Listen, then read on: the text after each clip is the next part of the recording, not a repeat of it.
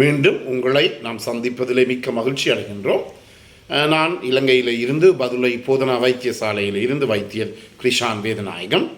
நாங்கள் பார்க்க போகின்ற விடயம் என்னவென்றால் ஆண்மையின்மை அல்லது இரெக்டைல் டிஸ்ஃபங்க்ஷன் அல்லது ஆண்களினுடைய ஆண்குறி விளைப்பு அடைய முடியாத தன்மைக்குரிய காரணங்களை பற்றியெல்லாம் பார்த்து கொண்டிருக்கின்றோம். இன்று ஒரு முக்கியமான ஒரு ஆராய்ச்சி முடிவை பற்றி பார்த்து கொண்டிருக்கின்றோம். அதாவது இதில் சொல்லப்படுவது என்னவென்றால், இந்த இரெக்டைல் டிஸ்ஃபங்க்ஷனுக்கும் எங்களுக்கு ஏற்படுகின்ற இருதயம், அதே நேரத்திலே எங்களுடைய மற்ற பகுதிகளிலே இருக்கின்ற நாடி நாளங்களிலே ஏற்படுகின்ற பிரச்சனைக்கும் மிக நெருங்கிய தொடர்பு இருப்பதாக கண்டுபிடிக்கப்பட்டு இருக்கிறது. உதாரணமாக நான் முதலிலே பல தடவைகளில் சொல்லியிருக்கிறேன், 3 முக்கியமான விடயம்: ஃபுட், ஸ்லீப் அண்ட் செக்ஸ். இந்த 3மே ஒழுங்காக இருந்தால் ஒருவருடைய வாழ்க்கை 195% சுகதேகியாக இருக்கிறது என்பதை அறிந்து கொள்ள முடியும். இனி யாருக்காவது இந்த இரெக்டைல் டிஸ்ஃபங்க்ஷன், ஆண்குறி விரைப்பு அடைய முடியாத தன்மை இருந்தால் அது சில நேரத்திலே இந்த இருதயம் சம்பந்தமான மாரடைப்பு ஏற்படுவதற்கோ அல்லது எங்களுடைய கீழ்த்தொகுதிகளிலே, அதாவது பெரிஃபரல் என்று சொல்லுவோம், வெளிப்பகுதிகளிலே இருக்கின்ற நாடிகளிலும் நாளங்களிலும் பிரச்சனை ஏற்படுவதற்குரிய ஒரு முதல் அறிகுறி என்று சொல்லுவோம். அதாவது there is an increased evidence that erectile dysfunction can also be an early manifestation of coronary artery and peripheral vascular disease என்று சொல்லுகிறார்கள். அதாவது இருதயத்தில் இருக்கின்ற இந்த முடியுறு நாடிகளில் ஏற்படுகின்ற பிரச்சனைக்கும் அந்த இருதயத்துக்கு வெளியிலே இருக்கின்ற, இதயத்திலிருந்து வெளியிலே செல்லுகின்ற நரம்புகள் நாடி நாளங்களில் இருக்கின்ற பிரச்சனைக்கும் மிக மிக நெருங்கிய தொடர்பு உண்டு. எனவே ஒருவருக்கு இந்த ஆண்குறி விரைப்பு அடைய முடியாத தன்மை இருக்குமாக இருந்தால் கட்டாயமாக ஒரு மருத்துவரிடம் சென்று தன்னுடைய இருதயத்தையும் பரிசோதித்துக் கொள்வது மிக மிக முக்கியம். நான் மீண்டும் மீண்டும் உங்களுக்கு சொல்லுகிறேன், இந்த இரெக்டைல் டிஸ்ஃபங்க்ஷன், ஆண்குறி விரைப்பு அடைய முடியாத தன்மை ஒரு நோய் அல்ல. It is not a disease. இது ஒரு குணங்குறி, இது ஒரு சிம்டம் என்றுதான். ஒரு நோய் வர்றது போல எவ்வாறு வருகிறதோ அதே போலதான் ஒரு நோயினுடைய சிம்டம், அறிகுறி என்றுதான் எங்களால் எடுத்துக்கொள்ள முடியும்.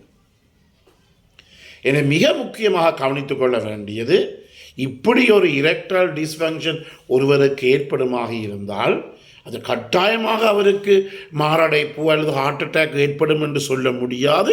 ஆனால் அது ஒரு வார்னிங் சைன், எச்சரிக்கை, ரெட் லைட், அதாவது அவருக்கு ஒரு வார்னிங் சைனாக இருக்கும். அதே நேரத்தில் பல பேர் தொடர்பு கொண்டு கேட்கின்ற விடயம், இந்த பிரச்சனையை முற்று முழுதாக குணப்படுத்த முடியுமான்னு சொல்லி பல பேர் தொலைபேசி அழைப்பை எடுத்து கேட்கிறார்கள். இதை 100% உங்களுடையவும் உங்களுடைய துணையுடையும் ஆதரவு இருந்தால், கோஆப்ரேஷன், அதாவது ஒத்துழைப்பு இருந்தால் நிச்சயமாக இந்த பிரச்சனையை 100% எங்களாலே தீர்க்க முடியும், குணப்படுத்த முடியும். இதுதான் நான் உங்களுக்கு சொல்லுகின்ற ஒரு நம்பிக்கை. டோன்ட் கிவ் அப் ஹோப் என்று சொல்லுவோம். அந்த நம்பிக்கையை கைவிடாதீர்கள். பல பேர் சரியாக மனம் உடைந்துதான் என்னுடன் பேசுகிறார்கள். அவ்வாறு பேசுகின்ற போது உண்மையாக எனக்கு கவலையாக கூட இருக்கின்றது. எனவே அப்படி அல்ல. இன்று விஞ்ஞானம், மருத்துவம் எவ்வளவோ முன்னேறிவிட்டது.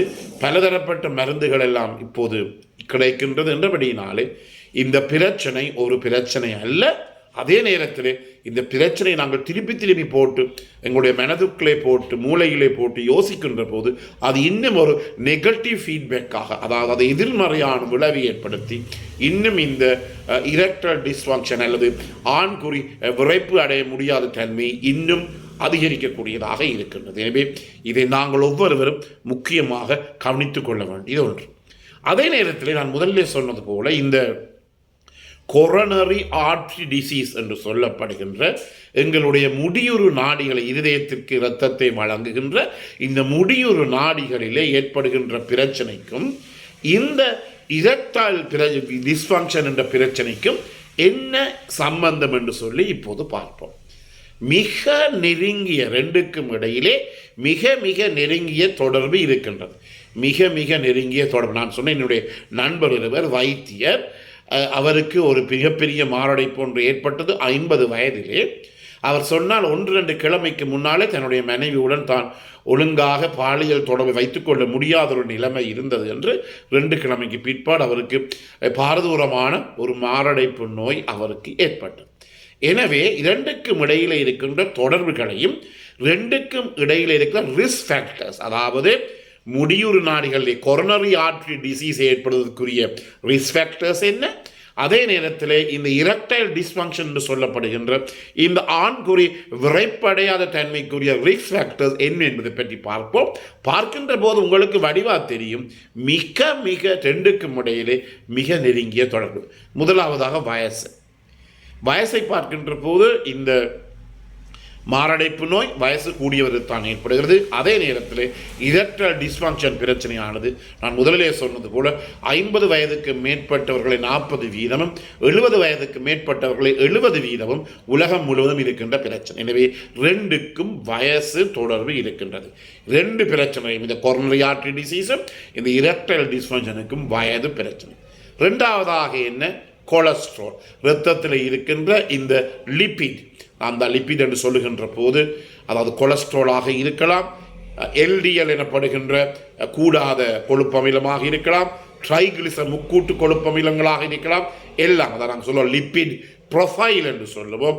இந்த கொழுப்பினுடைய முழு பிரச்சனை அதாவது நாங்கள் சொல்லுவோம் டிஸ்லிபிடீமியா என்று சொல்லுவோம்.